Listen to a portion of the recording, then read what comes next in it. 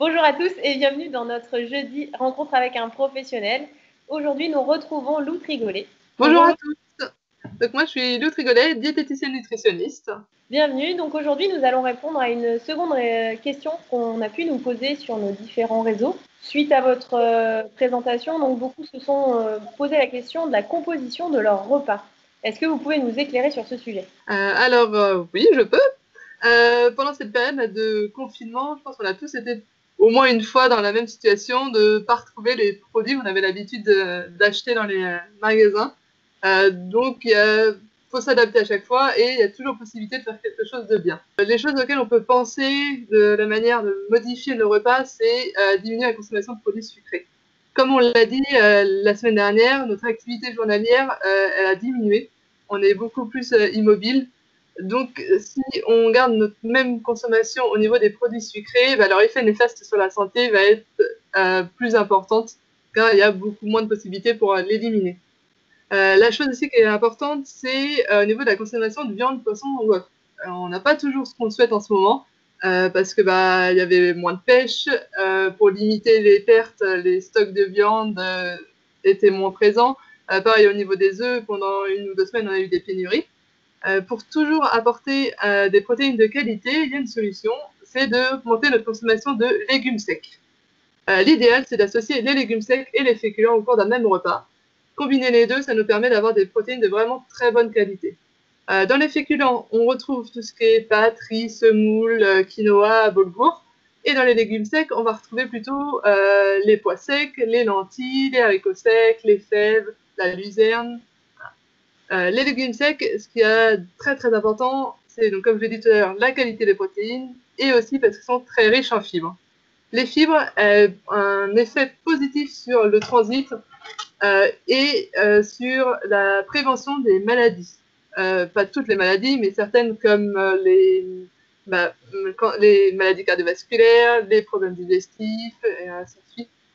Cependant, il y a un petit bémol, c'est qu'elles peuvent être difficiles à digérer. Donc, pour toutes les personnes qui ont des soucis de digestion, l'estomac fragile, leur consommation, elle est à surveiller. Il ne faut pas augmenter d'un coup la consommation, il faut y aller petit à petit, voir comment vous réagissez face à ça. En termes de quantité, quand on fait un mélange légumes secs et féculents, souvent on part sur 3/4 de féculents et 1/4 de légumes secs. Les mélanges qu'on peut faire, par exemple, c'est le riz et les lentilles, semoule et pois chiches, ce qu'on retrouve régulièrement dans les couscous. Le chili avec le riz, dans le chili on a les haricots rouges et on a le riz. Voilà, ainsi de suite. C'est des mélanges au final on a l'habitude de consommer, mais en petite quantité et pas régulièrement. L'idéal, ce serait de l'apporter au moins 2 fois par semaine. Un autre petit point aussi, avant de finir, c'est les fruits et légumes. C'est vraiment important. On en entend partout, manger 5 fruits et légumes. Voilà, ça devient un peu une routine, cette phrase, mais c'est vraiment très, très important. Les fruits et légumes permettent d'apporter des vitamines et des minéraux qui fait que notre organisme fonctionne correctement, surtout en cette période où voilà, la santé est encore plus présente avec ce virus. Voilà, ça permet de faire un stock et d'être en pleine forme. Quand vous n'avez pas la possibilité d'avoir des fruits et légumes frais, ce qui est possible, parce que pareil, les supermarchés, on n'a pas toujours ce qu'on veut, on a moins de possibilités d'aller au marché, n'oubliez pas les surgelés. L'idéal, c'est de prendre ceux qui sont pas cuisinés, le plus naturel possible. Comme ça, après, c'est vous qui ajoutez l'accompagnement et ça évite qu'il y ait trop de sel, trop de sucre et ainsi de suite.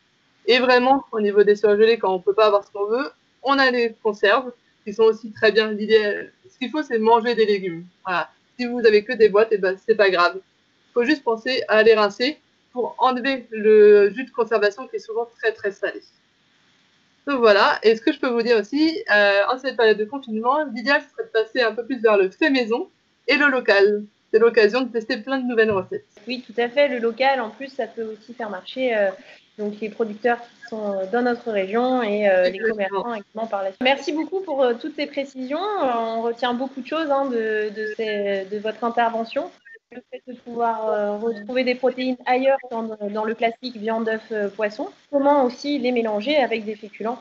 Alors aujourd'hui, peut-être que suite à cette intervention, vous avez une recette à nous proposer. Oui, pour aujourd'hui, je vais vous proposer un chili végétarien. Donc, comme je vous disais, on va retrouver les haricots rouges, qui est un légume sec, et avec le chili, on l'accompagne de riz, comme ça, on a le féculent. et pas besoin de viande. C'est super, alors on regarde ça.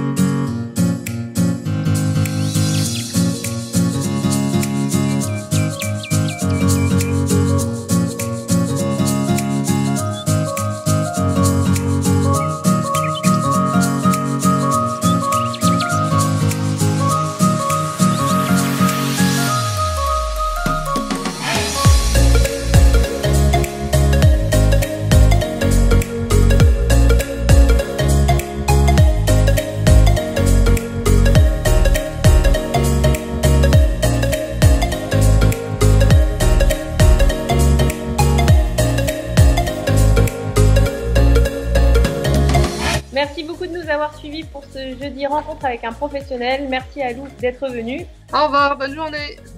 Au revoir, ciao.